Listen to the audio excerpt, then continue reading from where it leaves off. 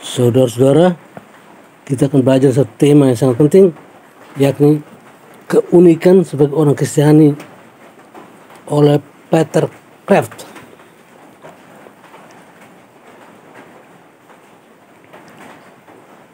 Dari penterjemah, ada sebuah pertanyaan dan jawaban tentang ajaran Gereja Katolik, di mana Katolik menolak relativisme agama, bahwa agama saya itu belum tentu benar menurut orang lain. Semua agama adalah benar, dan individualisme mengatakan bahwa agama lain juga benar, yang dijelaskan oleh Peter Kreeft, seorang apologet dan cendekiawan Katolik kawakan asal USA. Aku mengedit dan menerjemahkan penjelasan ini agar lebih mudah dimengerti baca.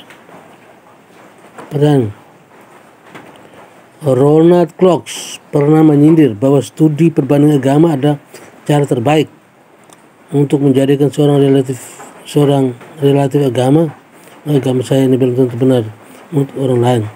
Alasan ini seperti G.K.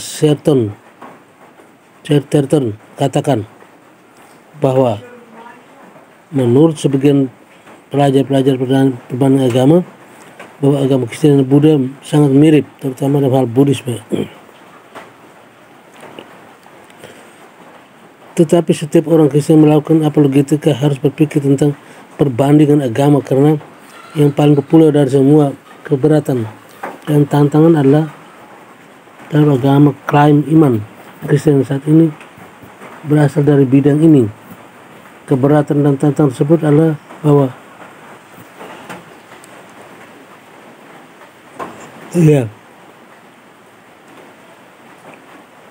keberatan dan tantangan tersebut adalah bahwa kekristenan bukannya tidak benar, tetapi bukan merupakan kebenaran. Kekristenan bukan berarti agama palsu, tetapi hanya sebagai agama. Dunia itu luas, alasan penentang kekristenan, pukulan yang berbeda untuk orang yang berbeda. Bagaimana secara yang tidak efisien berpikir sempit untuk mengklaim bahwa kekristenan adalah agama, yang berarti Tuhan pasti lebih berpikiran terbuka daripada itu. Ini adalah keberatan dan tantangan utama yang paling umum terhadap iman Kristen, iman saat ini, untuk melakukan penyembahan saat ini bukanlah kepada Tuhan, tetapi kepada kesetaraan dan persamaan. Pada saat ini orang merasa takut menjadi yang paling benar, di mana orang lain salah, dan merasa ketakutan ini lebih baik daripada takut menjadi salah. Ini adalah pemujaan suatu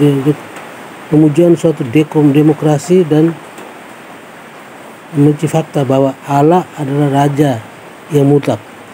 Ini adalah mengubah arti kata menghormati dan menghargai, yang berasal dari dihormati karena Anda lebih unggul dalam beberapa hal sebagai fakta yang harus diterima, dan karena Anda tidak unggul dalam hal apapun, tetapi keunggulan tersebut hanya ada pada kita. Penghinaan yang tak terjawab, nama yang benar-benar buruk yang mungkin Anda katakan atau sebut kepada orang dalam masyarakat saat ini ada fanatik, terutama ketika agama.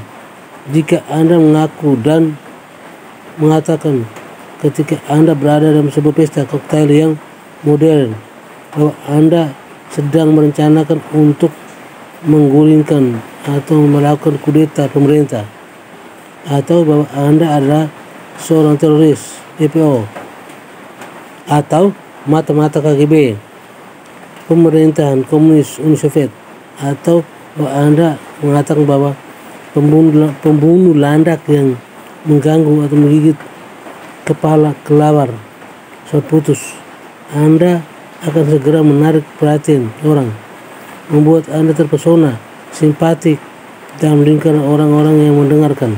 Tetapi jika Anda mengaku bahwa Anda percaya bahwa Yesus adalah Kristus, Putra Allah yang hidup, Anda akan menemukan bahwa diri Anda tiba-tiba sendiri dan dengan dingin merasa berbeda secara sendiri di udara. Berikut ada 12 bentuk paling umum keberatan dan tantangan ini. Keaiban, elitisme, dan jawaban untuk masing-masingnya. 1. Semua agama ada sama dan dalam pemikiran dan pemahamannya yang lebih dalam. Itu adalah sebuah fakta yang tidak benar. Tidak ada yang pernah membuat klaim ini kecuali dia adalah seorang yang tidak keruan, yang menolak mengetahui bahwa agama-agama yang berbeda dunia ini ada benar-benar dalam ajaran terdapat perbedaan atau intelektual tidak bertanggung jawab dalam memahami ajaran-ajaran dalam cara samar dan hanya kulitnya saja.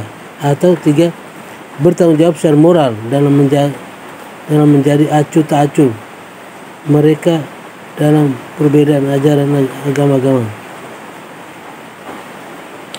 Asumsi implisit penentang adalah bahwa ajaran khas agama-agama di dunia ini itu tidak penting, bahwa hal yang penting dari agama bukanlah suatu kebenaran tetapi suatu lain, transformasi kesadaran atau berbagi dan peduli terhadap sesama atau suatu budaya dan kenyamanan atau suatu seperti bahwa agama itu bukan diwartakan tetapi semacam percakapan. Kekristenan mengajarkan bahwa tidak ada agama lain diajarkan, dan beberapa dari ajaran ini secara langsung bertentangan dengan agama lain. Kalau Kristen itu benar, kita tidak benar, mengapa menjadi orang Kristen? Dengan standar Katolik, agama-agama dunia dapat diurutkan berdasarkan beberapa banyak suatu kebenaran yang mereka ajarkan. 1. Gereja Katolik adalah yang pertama dengan gereja Ortodoks yang hampir bersamaan, kecuali untuk satu ajaran yaitu otoritas kepausan. 2. Kemudian suatu Protestan dan saudara-saudara yang terpisah yang secara serius menjadi beberapa iman Kristen seperti yang ditemukan dalam Alkitab. 3.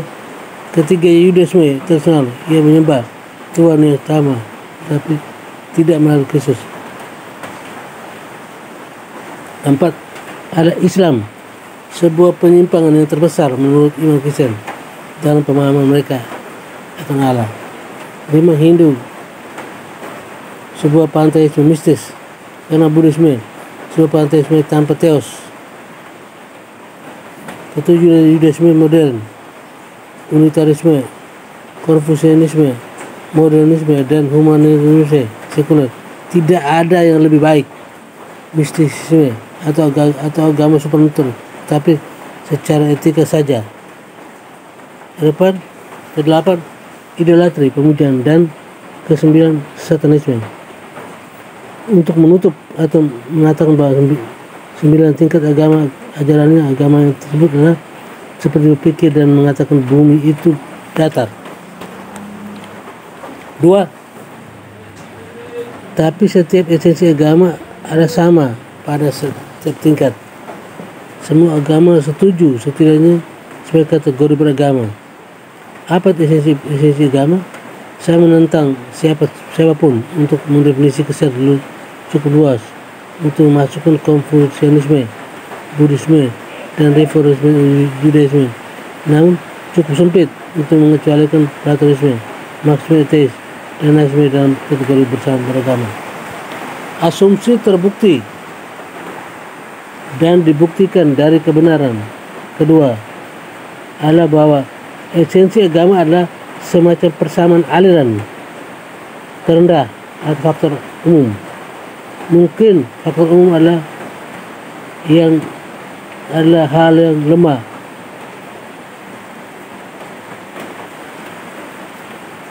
dan tidak berarti dari hal yang penting. Mungkin tidak ada sama sekali, tetapi seorang pun pernah menghasilkan itu. 3. Tapi jika Anda melakukan studi perbanding di antara khotbah di bukit, Buddha, Dhammapada, Lao Tzu, Tao Te Ching, Analitik Confucius, Bhagavad Gita, Amal Salomo, dan dialog Plato, Anda akan menemukan nyata, mendalam, dan kesepakatan yang kuat. Ya, tapi itu dikategorikan sebagai etika kebesaran, bukan agama. Penentang biasanya asumsi bahwa esensi agama adalah etika, padahal ini tidak. Setiap orang memiliki etika, padahal tidak semua orang memiliki agama. Katakan kepada seorang ateis bahwa etika sama dengan agama, dia akan benar-benar tersinggung karena Anda akan memanggilnya sebagai seorang yang taat dan tidak taat dalam hal agama. Jika ia adalah sangat beretika atau tidak beretika, karena ia seorang yang non-religius. Etika mungkin langkah pertama dalam agama, tapi bukan yang terakhir. Bagaimana C.S. Lewis mengatakan, jangan ke tanah yang dijanjikan, berjalan lewat gunung Sinai. Tempat khotbah di bukit mengingatkan saya pada analogi favorit saya. Banyak jalan menuju puncak bukit melewati agama-agama masing-masing, di mana Allah sebagai puncak dari bukit tersebut. Mengatakan tidak terdapat analogi ini adalah merupakan tindakan pengotak-ngotakan, berpikir sempit dan buta untuk menyangkal keputusan jalan lain dari jalan Anda. Asumsi yang terbukti ini tentang analogi gunung yang sangat umum diberitakan oleh banyak orang, dan seharusnya kunci pentingnya yang dari analogi ini adalah kita berjalan bukan turun. Manusia yang membuat jalan, bukan Allah. Percaya bahwa agama adalah manusia mencari Allah, bukan sebaliknya, Allah per manusia. C.S. Lewis mengatakan analogi tersebut seperti tikus mencari kucing. Kisah bukan satu sistem di mana manusia mencari Allah, melainkan kisah pencarian Allah bagi manusia. Agama yang benar adalah agama tidak seperti awan dupa melayang naik dan khusus kepada lubang hidung Allah, di mana Allah menunggunya, tetapi seperti tangan Bapa yang terdorong ke bawah untuk menyelamatkan manusia yang jatuh. Sepanjang Alkitab, agama bukan buatan manusia. Tidak ada cara manusia saya begitu saya mencari Allah. Tidak seorang pun yang pernah melihat Allah, tetapi anak tunggal Allah yang ada pada Bapa, dialah yang menyatakannya. 5. Namun hal itu akan menumbuhkan semacam imperialisme agama untuk bersikeras bahwa cara Anda adalah satu-satunya jalan, cara Anda seperti seorang penguasa. 6. Jika doktrin satu-satunya jalan berasal dari Kristus, bukan dari Anda, maka dia pasti sombong. 7. Apakah Anda ingin menghidupkan kembali inkuisisi seperti pada abad pertengahan? Apakah Anda tidak menghargai toleransi beragama? Apakah Anda keberatan untuk memberikan persamaan hak yang sama kepada semua agama-agama lain?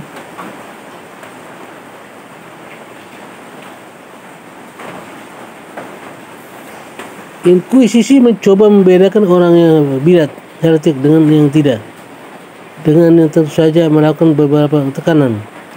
Penentang membuat kesalahan yang sama secara terbalik seberangan. 8. Aku heran pada intoleransi ini. Saya pikir Kristiani adalah agama kasih dan juga adalah agama kebenaran. Penentang mencoba memisahkan dua atribut ilahi, yakni Allah adalah kasih dan Allah adalah kebenaran. Kami tidak. Kami berbicara kebenaran di dalam kasih. 9. Tapi semua yang Allah harapkan daripada kita adalah ketulusan. 10. Apakah berarti orang non Kristiani semua terkutuk? Apakah mereka pasti masuk neraka? Tidak. Bapak Finney diekskomunikasi oleh gereja Katolik untuk mengajarkan bahwa di luar gereja tidak ada keselamatan. Berarti di luar gereja yang kelihatan dalam perjanjian lama, Tuhan tidak menghukum orang kafir secara tidak adil. Ia tidak menghukum mereka karena tidak percaya dalam Kristus, di mana mereka bahkan belum pernah mendengar tentangnya. Bukan karena kesalahan mereka sendiri, tetapi Allah itu juga adil menghukum mereka karena berbuat dosa kepada Allah. Tidak ada orang kafir yang tidak bersalah, dan tidak ada pun orang Kristen yang tidak bersalah. Semua berdosa. 11. Tapi tentunya tak ada sedikit yang baik dalam terburuk dari kita, dan ada sedikit buruk di antara terbaik dari kita. Ada baik dan buruk di mana-mana, dalam gereja dan di luar gereja. 12. Tapi bukanlah Tuhan akan tidak adil untuk menghakimi seluruh dunia dengan standar Kristiani? Ya, itulah 12 hal pokok keunikan. Sekian dan terima kasih.